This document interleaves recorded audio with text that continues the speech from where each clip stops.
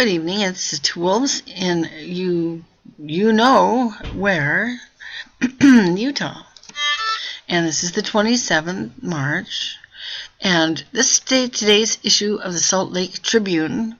I had to do a little digging to find it, so this is actually from a website called museum.org, which presents, quote, lost, unquote, front pages of papers once they've expired. But this is from today's Salt Lake Tribune, as seen in newsstands. It's not very often that one finds this kind of sort of blatant disregard for sensibilities of those who are protecting the earth. I mean, look at this. Look at the dichotomy. And these two articles are side by side in the Salt Lake Tribune. My guess is that it's certainly not, well, it's interesting. The census is focusing on the oil boom, triggering growth. The other side of the dichotomy, the other side of the story, under the environment column, oil pipe leaks fell, grand staircase. So this is really interesting. I had to approach these in a different way than I normally would have in terms of reading them. But I'll try to read this to you. Top Roughnecks Mike Brandt of Vernal and Jonathan Joe of Roosevelt work on Pioneer drilling rig about 30 miles south of Vernal in July 2005. The workers work a 12-hour shift for 7 days in a row, then have 7 days off. Above left, George Burnett, owner of Coven and Carno in Vernal, stands in front of his store selling custom seat covers and stickers with pro-drilling slogans. Honk if you love drilling. It's quite small, I'm sorry. Morris Almond, formerly of the Utah Jazz, demonstrates in June 2008 how to shoot a free throw at Altamont High School. That's one of the former Jazz. Vernal's Happy Pink Dinosaur greets visitors in 2005 on Main Street at the east entrance to the city.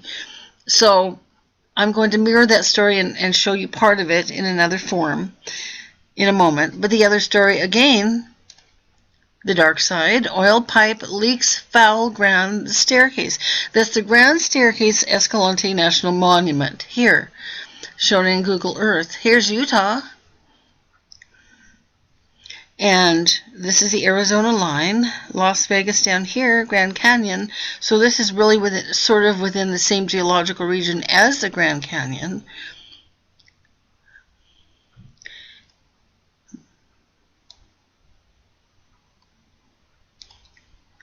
It's not a national monument one hears about a lot, but it's quite beautiful. So you can go to Google Earth and look at it.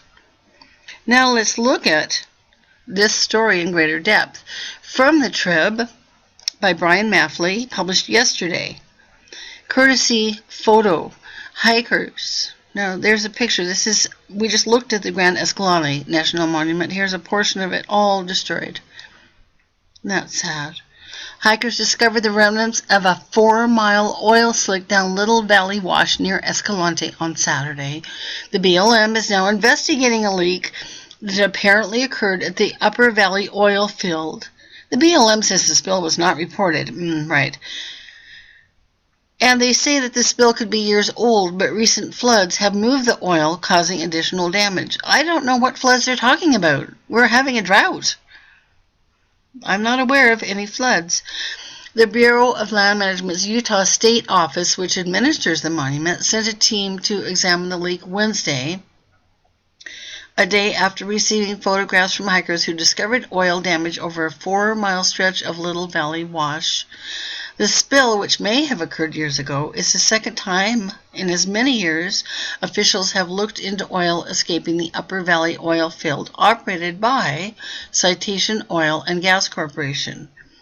The hikers took several photographs on Saturday of the wash's sandstone walls, sandy beds. You can come and look at the pictures here. And areas where water flows over rocks or small ledges, all covered with a black substance. The oil appears to have been flushed down the wash months ago, but the photographs were the first time BLM was alerted to the problem, according to agency spokesman Megan Crandall. BLM State Office dispatched a petroleum engineer and other inspectors to the site on Wednesday. Again, here's the photo gallery.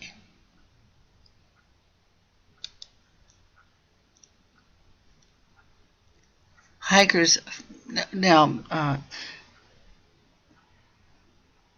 this is obviously connected to the oil industry.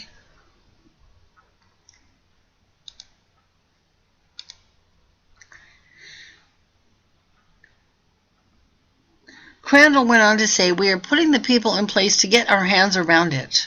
Around what? This pipe? Around the problem? Are they going to get their hands around the oil?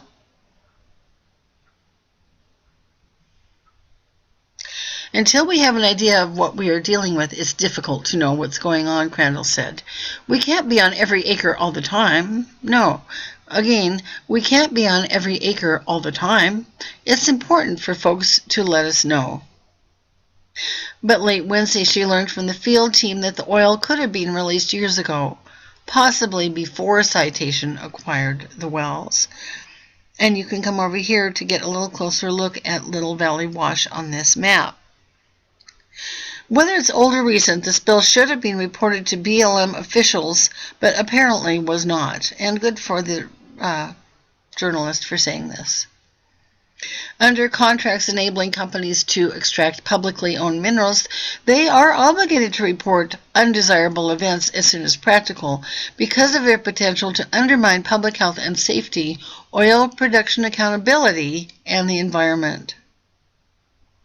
Any spill into a park, recreation site, stream, or other sensitive areas is considered major, requiring not a cavalier reaction, as we see here, but rather a full explanation under strict deadlines.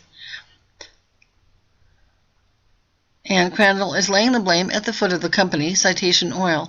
The company has 24 hours, barring some pretty extenuating circumstances, to provide a written report providing a broad range of data. That did not happen, Crandall said. They are beholden to clean this up. Messages left with Citation's Houston headquarters were not returned. And important to note, the oil-tainted wash drains into Alvey Wash, which runs through Escalante and into the Escalante River.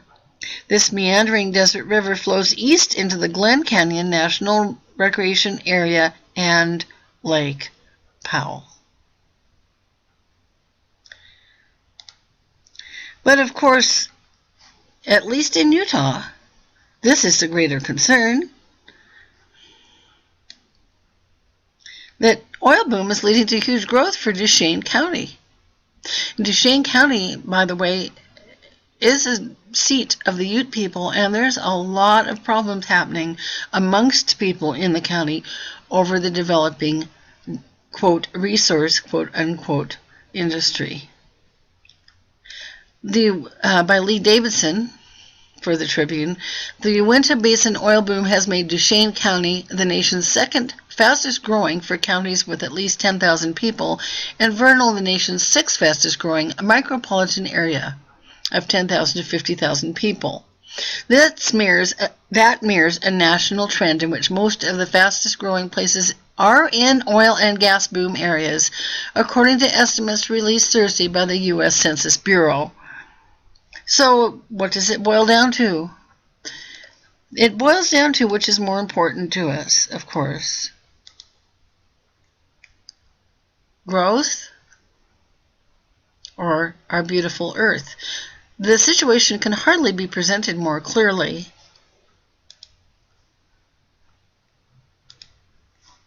It really cannot be presented more clearly than this.